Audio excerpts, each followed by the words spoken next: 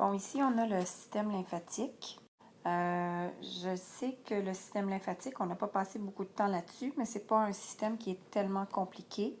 Ses rôles, en fait, c'est de se débarrasser des déchets de l'organisme et de défendre le corps contre les infections. Ici, on voit une image du système lymphatique. Fait que c'est un réseau de vaisseaux dans lesquels va circuler la lymphe. Tu vois aussi beaucoup de petits, de petits ganglions, toutes les petites boules qu'on voit un petit peu partout. Donc, les ganglions sont des régions concentrées en globules blancs. Donc, c'est dans ces régions-là que les globules blancs vont combattre les infections.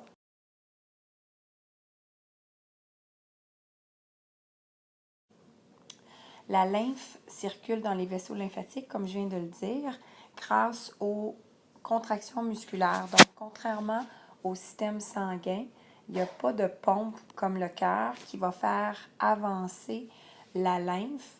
Donc, c'est seulement la contraction des muscles qui va faire en sorte que la lymphe va avancer. Ici, c'est juste une image où on voit des vaisseaux lymphatiques. C'est vert, mais ça ne veut pas nécessairement dire que la lymphe est verte parce qu'en fait, c'est un liquide qui est transparent. Dans cette image, on vous dit que la lymphe et le liquide intercellulaire, les deux, c'est des liquides qui ont les mêmes composants. C'est-à-dire, dans les deux, on va retrouver des globules blancs, de l'eau, des protéines, des déchets, des plaquettes sanguines, etc. La seule différence entre les deux, c'est que on regarde dans le vaisseau lymphatique qui est ici, on va retrouver la lymphe, tandis que dans le liquide qui est entre les cellules, on va appeler ça le liquide intercellulaire.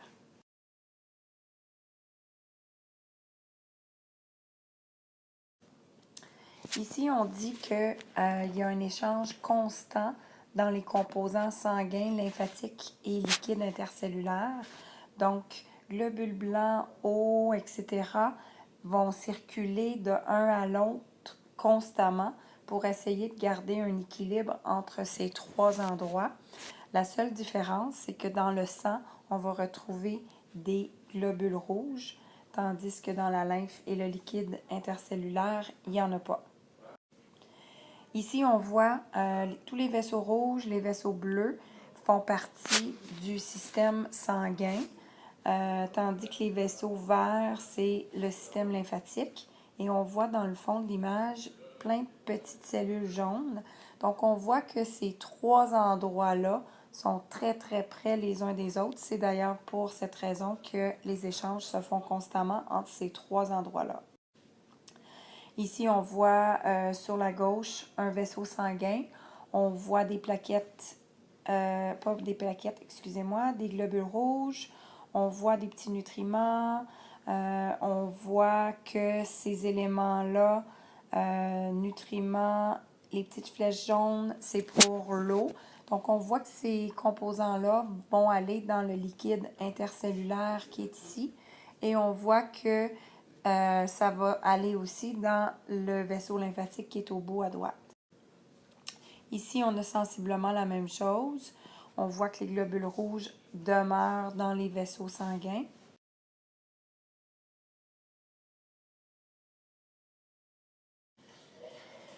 Et pour terminer, les globules blancs qui font une partie intégrante des vaisseaux lymphatiques défendent l'organisme de deux façons. La première façon, c'est par phagocytose. Donc, c'est un petit peu le Pac-Man que je vous ai expliqué. Donc, le globule blanc va rencontrer un agresseur ou un antigène ou un virus ou une bactérie. Il va reconnaître que c'est un corps étranger. Donc, il va l'entourer tranquillement et il va libérer ensuite des enzymes qu'il possède dans ses lysosomes. Il va réussir à détruire l'agresseur, comme on voit dans la dernière image. L'autre moyen que les globules blancs ont trouvé pour défendre corps, c'est par l'action des anticorps.